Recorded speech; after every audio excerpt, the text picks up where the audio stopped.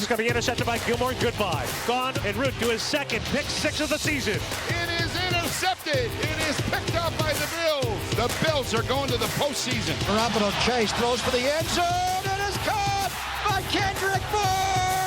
Gurley a stiff arm at the 5, and Gurley tiptoes in for the touchdown. Wentz, he floats it. Touchdown. Who else? Zach Ertz. Throwing the ball to the right, and a nifty catch for Whitten. It's a 3, and 3 steps into the end zone for the GOAT.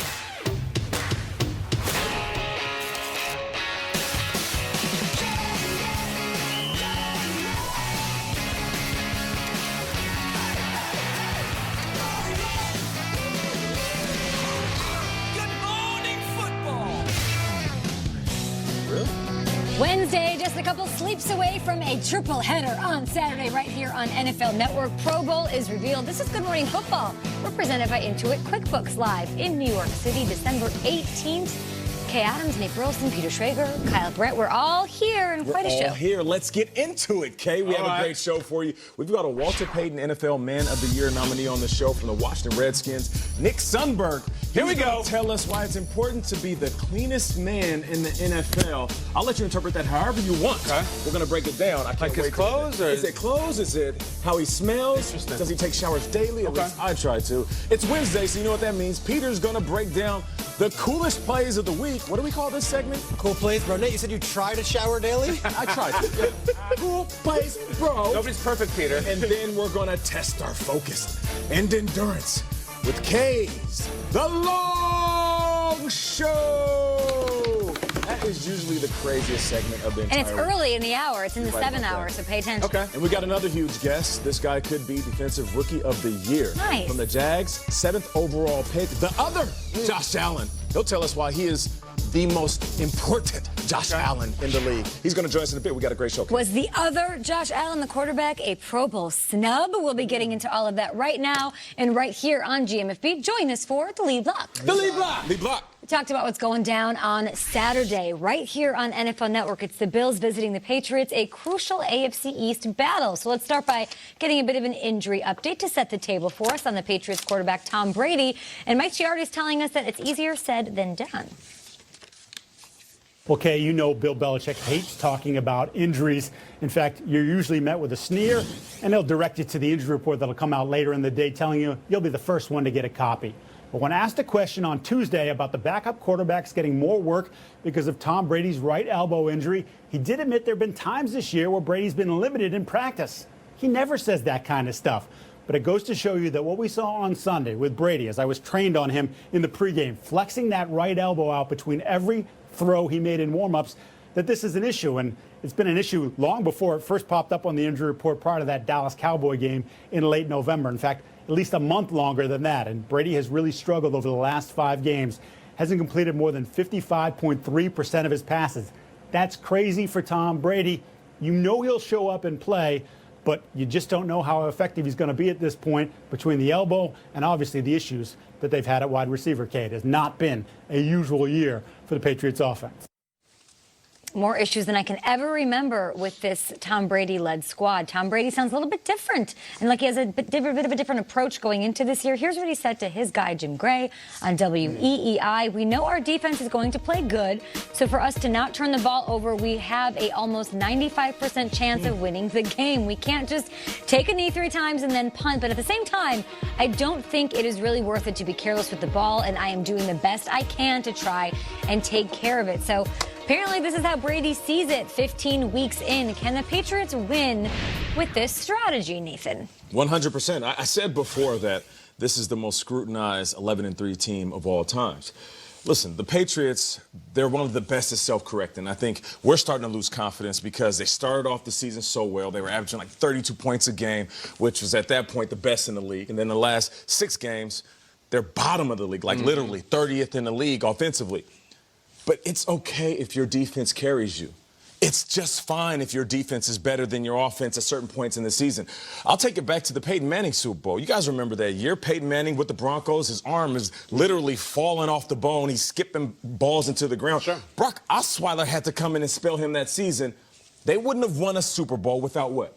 their defense. So it's okay that the defense is holding them down. I'm still not going to panic until we're sitting here in January and we show up on the show the next day and somebody just knocked the Patriots. Quickly, let me ask you this. Why is it going to be different next time the Patriots face quarterbacks that the defense hasn't held down, like Deshaun Watson, like Lamar Jackson, like Patrick Mahomes? Because the defense didn't carry them in those games. Those teams beat New England, even in New England. Because they have film to work with, Kay. And the advantage is you have a coaching staff that has been in this league a lot longer than the young legs that ran past them in those games. So now you try to make a difficult game plan for a young Lamar Jackson or a young Pat Mahomes. And if you can do that, confuse them game by game, quarter by quarter, then you'll have a chance of beating those young guys on your way to Miami. They won a Super Bowl this way last year. They won 13-3 relying on the defense. Brady didn't have a crazy statistical game. It wasn't all about Brady. It was about Edelman making key 7-yard catches and outs, and then, of course, the defense, Stephon Gilmore making the big pick. But to get to the Super Bowl, they had to put up points against the Chiefs. They had to score 34 points against the Chiefs.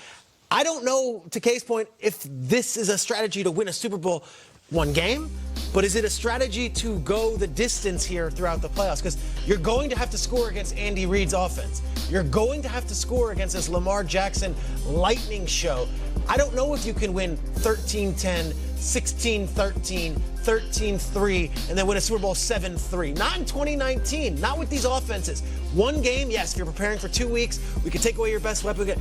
This might be enough and sufficient to get a win against Buffalo on Sunday, or maybe to get a win in the playoffs. Nate, I don't think you can win this way going the whole gauntlet throughout the AFC. Best defense Belichick's ever had. But I think cart before the horse. They got to take care of Buffalo. And I find that quote by Brady very self-aware, very humbled, very modest, and very accurate. I think this game against Buffalo is a classic who blinks, or like as they would say in MMA, it's like a first blood. Like, who makes the first mistake? I know how the Patriots offense versus the Bills defense is going to go. I know it. I have no idea how Pat's D versus Bills O is going to go. I'm really surprised. And when Brady starts saying, just don't mess it up, it reminds me a little bit of early Brady. Like, I feel like he won his first couple Super Bowls being like, just let Willie and Brewski handle this thing, and I know how to maintain the game. I actually think it's very smart, because someone of his accomplishments and his ego, frankly, could be like, look, I got it. I'll throw 4 touchdowns whenever the hell I want. He's not. He's like, maybe we should take 3 knees, and I think it's smart. Because I don't think that they can throw 4 touchdowns whenever they want. Can you see them putting up 35? They're probably the one team in the AFC that outside of the Bills that I don't think can do that. And I think people look, Schrags, at the Cincinnati game, and they see the final score, and they think, well, they blew out Cincinnati. They put up over 30. It was a game for most of that game. You got a pick 6. You had a special teams play, and it was 10-7 in the first quarter. Bengals leading. So it wasn't like they came out. I believe the Patriots can do this with defense. I think, because I don't think it's a good defense. I think it's an all-time special defense, and there's a huge difference. I think it is like that Broncos defense. I still have the taste of what the Ravens did to them on that Sunday night in Baltimore, and then I have the taste of what the Texans did, and DeAndre Hopkins getting a trip. Like,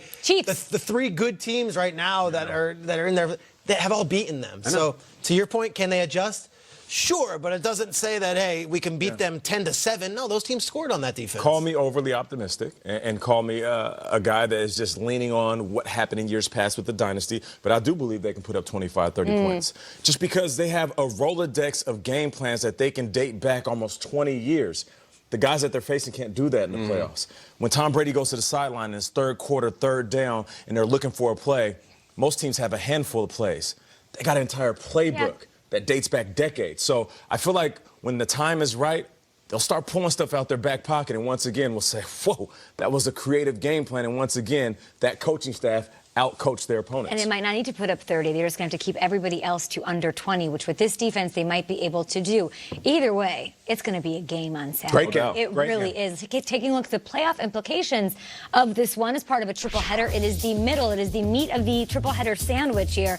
The Patriots sit atop the AFC East in the number 2 seed in the AFC overall. The Bills trail them by just 1 game.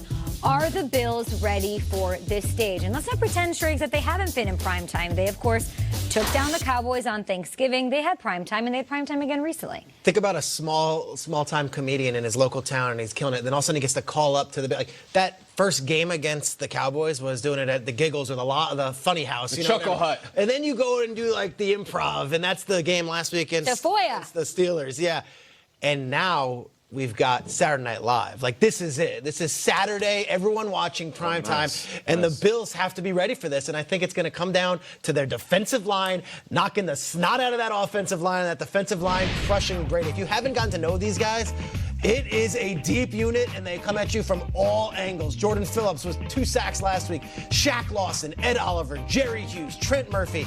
This reminds me of that Giants defensive line that gave Brady fits in that first Super Bowl with Ossie and Tuck and Strahan and Jay Alford. They were coming.